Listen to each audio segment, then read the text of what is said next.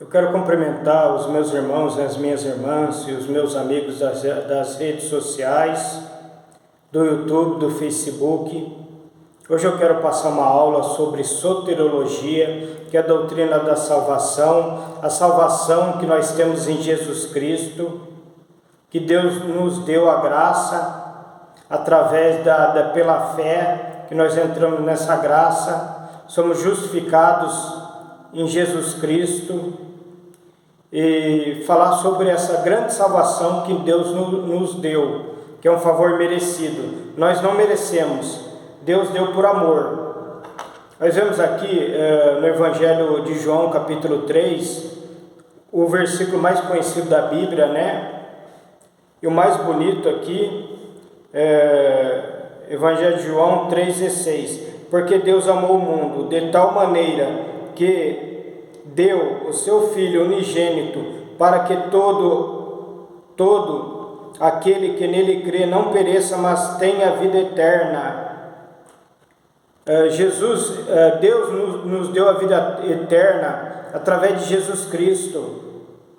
O sacrifício de Cristo na cruz é suficiente para salvar todo aquele que crê, de toda geração. A Bíblia fala. A Bíblia diz que é necessário que a pessoa creia em Jesus Cristo para ser salva. Nós vemos aqui no versículo 18: quem crê nele não é condenado, mas quem não crê já está condenado, porque não crê no nome do unigênito, Filho de Deus. E no 36: aquele que crê no Filho tem a vida eterna, mas aquele que não crê no Filho não verá a vida, mas a ira de Deus sobre ele permanece. Então tem que crer em Jesus. Nessa aula nós vamos ver os 3 fatores, as 3 fases para a salvação. Tem que crer, tem que se arrepender dos seus pecados e confessar Jesus como Senhor Salvador da sua vida. Nós vemos aqui na epístola, né? Vamos para a epístola, né? De João. Eu vou deixar aqui nós vamos voltar aqui. Na epístola de 1 João, lá perto de Apocalipse, capítulo 5, no versículo 11 e 12. E o testemunho é este, que Deus nos deu a vida eterna, e esta vida está em seu Filho. Quem tem o Filho tem a vida. Quem não tem o Filho de Deus não tem a vida. Então é necessário crer em Jesus. A Bíblia fala que Jesus levou todas as nossas enfermidades na cruz do Calvário e nossas dores. Vamos lá para o livro do profeta Isaías, no capítulo 53, vamos ler do versículo 4 ao versículo 8. Verdadeiramente Ele tomou sobre si as nossas enfermidades e as nossas dores levou sobre si, e nós o reputamos por aflito, ferido de Deus e oprimido, mas Ele foi ferido pelas nossas transgressões e moído pelas nossas iniquidades. O castigo que nos traz a paz estava sobre ele, e pelas suas pisaduras fomos sarados. Todos nós andávamos desgarrados como ovelhas, cada um se desviava pelo seu caminho, mas o Senhor fez cair sobre ele a iniquidade de nós todos. Ele foi oprimido, mas não abriu sua boca.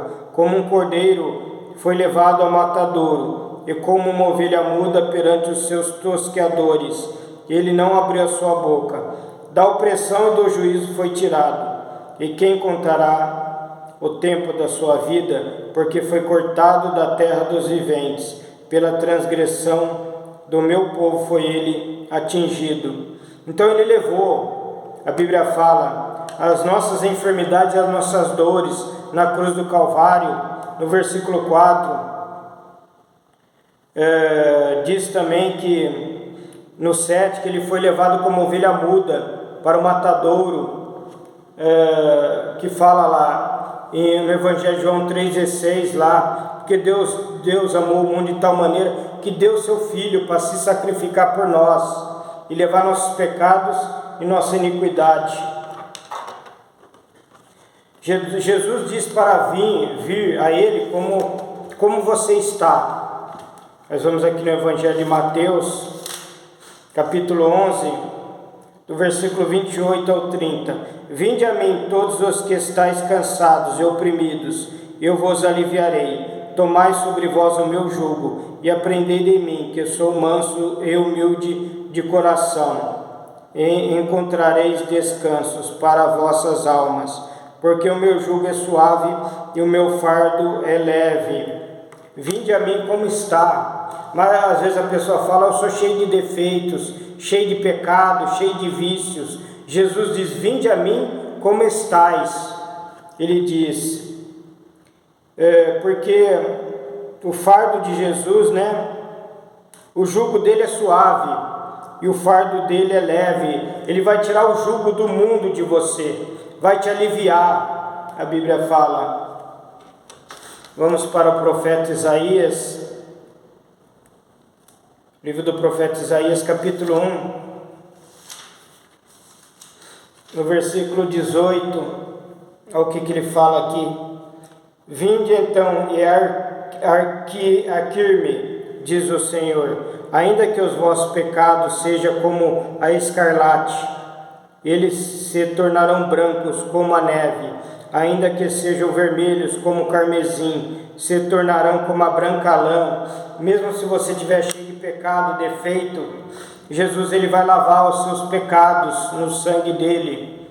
Você vai ficar branco como a lã.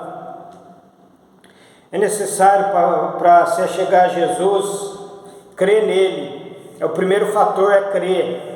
A Bíblia fala. O primeiro passo vamos para o Evangelho de Marcos, capítulo 16, versículo 15 e 16.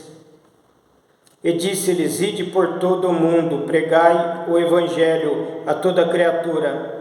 Quem crer for batizado será salvo, mas quem não crer será condenado. Então o primeiro passo necessário é crer. Venha a Jesus como você está e creia que Ele é o Senhor. A Bíblia diz que quem crer em Jesus Cristo tem a vida eterna. Se você crê em Jesus, você tem a vida eterna. Vamos para o Evangelho de João, capítulo 5, no versículo 24. João, capítulo 5, versículo 24. Na verdade vos digo que quem ouve a minha palavra e crê naquele que me enviou, tem a vida eterna e não entrará em condenação, mas passou da morte para a vida. Tem a vida eterna, automaticamente você tem a vida eterna. Vamos para voltar duas folhas, no capítulo 3, no versículo 36. A pessoa que crê em Jesus tem a vida eterna. João 3, 36. Aquele que crê no Filho tem a vida eterna, mas aquele que não crê no Filho não verá a vida, mas a ira de Deus sobre ele permanece. Então é livre-arbítrio, Você decide se quer aceitar e crer em Jesus. Vamos lá para a Epístola de João, primeira Epístola de João, lá perto de Apocalipse, no fim da Bíblia. Primeira Epístola de João, capítulo 5, no versículo 11. E o testemunho é este, que Deus nos deu a vida eterna, e esta vida está em seu Filho. Deus nos deu a vida eterna, e essa vida está em Jesus. A Bíblia diz que quem crê em Jesus Cristo não entrará em condenação. Então quem crê nele não vai entrar em condenação. Vamos voltar de novo para o Evangelho de João 3, 18.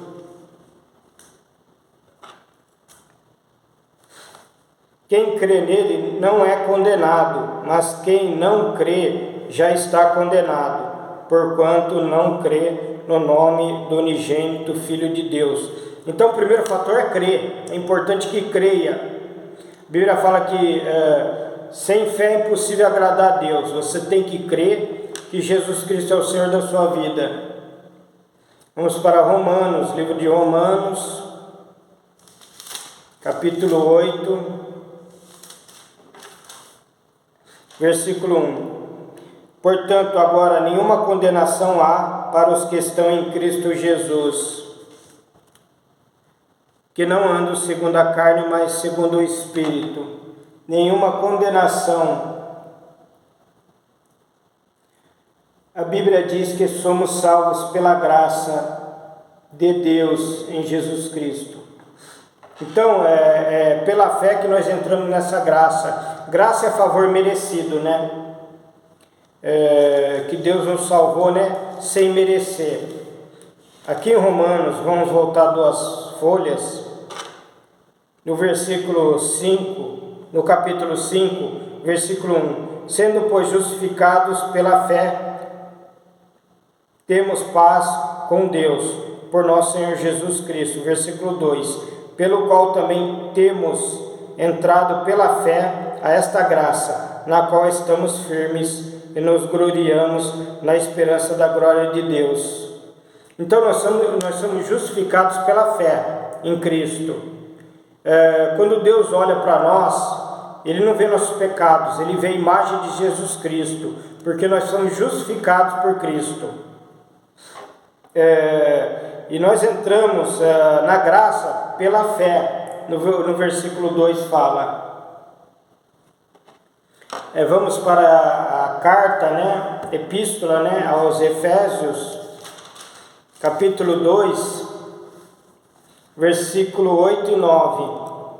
Porque pela graça sois salvos por meio da fé. Isso não vem de vós, é dom de Deus. Não vem das obras, para que ninguém se glorie. Então nós somos salvos pela graça, por meio da fé. A Bíblia diz que é necessário se arrepender. Segundo fator para a salvação, o arrependimento, né? A Bíblia fala, sem arrependimento não há remissão de pecado. Então o segundo passo é o arrependimento.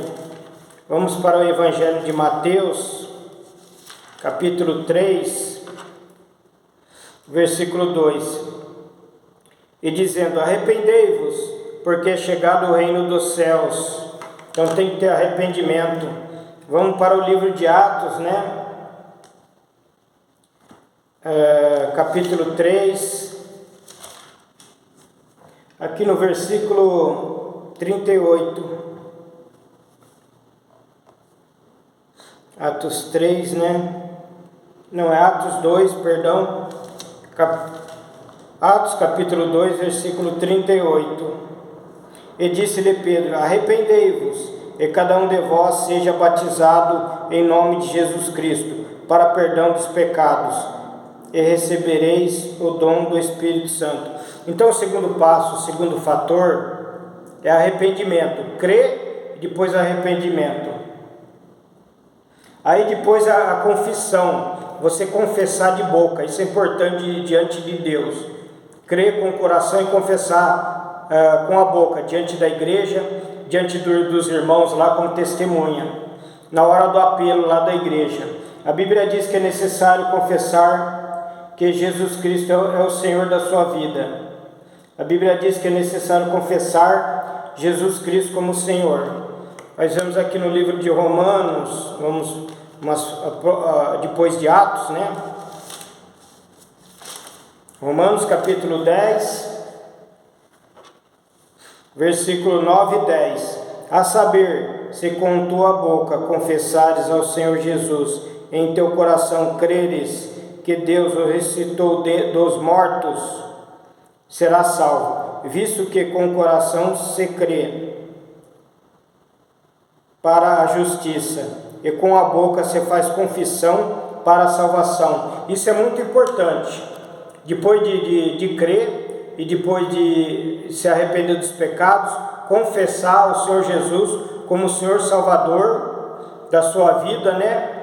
Crer no coração e confessar com a boca. É muito importante. Esse é o terceiro passo, né? O confessar, né? O terceiro e último passo. Aí a Bíblia diz que a pessoa se torna uma nova criatura. As coisas velhas se passaram, eis que tudo se torna novo. Romanos capítulo 6, versículo 6.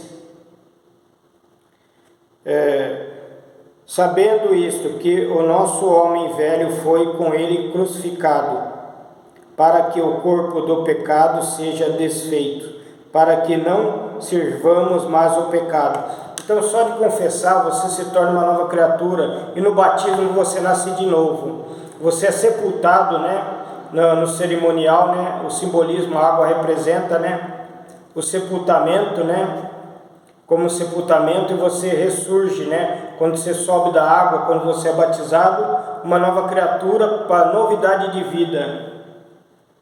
Nós vemos aqui o último versículo, 2 Coríntios, capítulo 5, versículo 17.